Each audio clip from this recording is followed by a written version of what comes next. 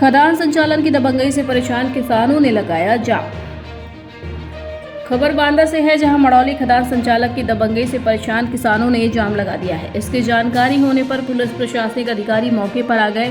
किसानों के तेवर तल्ख देख अधिकारी भी हलकान हो गए। बाद में एसडीएम द्वारा आश्वासन देने पर किसानों ने जाम को खोला।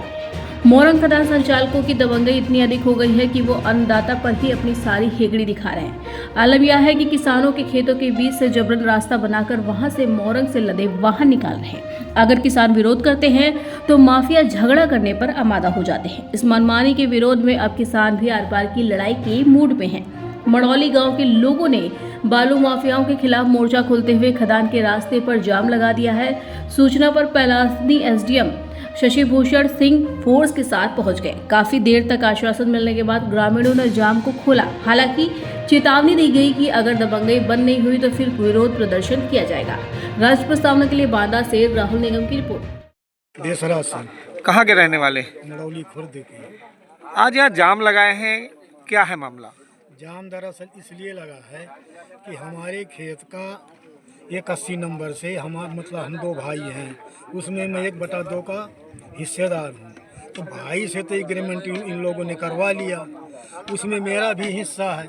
न मुझसे पूछा गया न मुझको कुछ बताया गया, और उसी से मेन रास्ता बना करके पहले ये था कि 1 फुट के आसपास जो है तो छिलाई करेंगी इसकी। अब उसको कम से कम 6 फुट की गहराई से काट कूट कर बराबर कर दिया, जिसमें मेरा भी हिस्सा जा रहा है।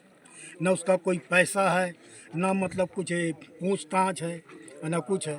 इसके ऊपर फिर एक मेरा नंबर 77 पड़ता है, उसमें भी यही दशा कर दी गई है।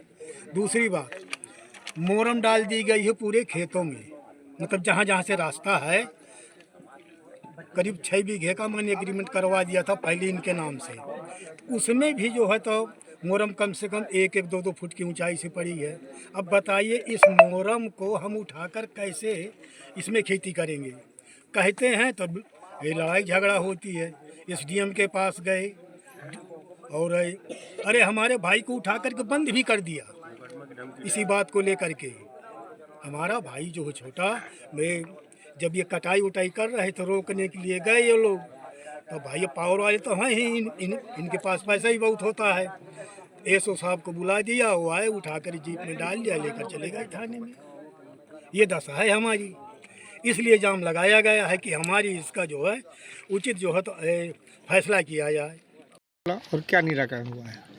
इसमें कुछ किसानों की शिकायत ये है कि इनके खेत से रास्ता गया है और इनको क्षतिपूर्ति नहीं दी गई है। इस संबंध में हमारी राजस्व टीम गठित हो गई है। हमारे नायब तहसीलदार श्री वेद प्रकाश जी हैं, इनकी अध्यक्षता में टीम गठित हो गई है।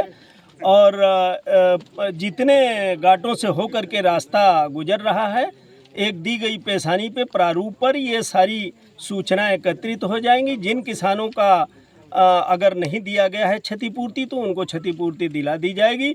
यदि जो है धूल धक्काड़ को अगर ये पानी से सिंचाई करके रास्ते को शांत नहीं किया जाता है, और इससे भी अगर किसी प्रकार की कोई फसल की क्षति होती है, तो उसका भी सर्वेक्षण करा करके किसानों को उसके उपज की क्षतिपूर्ति दिलाई जाएगी।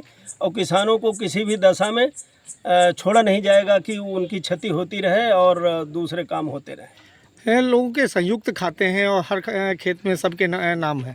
ऐसे में एक व्यक्ति पैसा ले लेता है और दूसरा रह जाता है, उस पर क्या?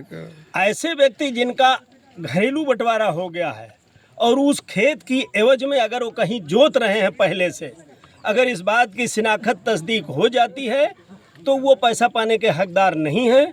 यदि वास्तव में उनको उस खेत का जो है कहीं अवजी नहीं मिली हुई है, तो निश्चित तौर पे ये क्षतिपूर्ति उनको दिलाई जाएगी और वो पाएंगे, उसके हकदार होंगे। जितने भी अंशधारक होंगे उन सबको क्षतिपूर्ति मिलनी चाहिए। सर, यहाँ पर ओवरलोड की भी गाड़ियाँ निकल रही हैं, उस पर आपकी तरफ से क्या कार्रवाई की जाएगी? ओवरलोड पे बराबर कार्रवाई होती रहती है। अब ये अलग बात है कि हमेशा हर कोई जो है चौकी बना के नहीं रहता, लेकिन निश्चित तौर पे न ओवरलोड चलने दिया जाएगा और ना ही अनार चलने दिया जाएगा। इस पर सख्त डीएम महोदय के द्वारा सख्त आदेश किया गया है कि किसी भी दशा में खनन में कोई गड़बड़ी नहीं की जाएगी। जबकि कांटा लगा है और सीसीटीवी कैमरे लगे हैं, इसके बाद भी ओवरलोड निकल के आता है, पीछे गाड़ियां खड़ी हैं, और उन पर क्या कार्रवाई करेंगे? नहीं, जो भी गाड़ियां खड़ी हैं, जो मैं देख रहा हूं, इधर तो खाली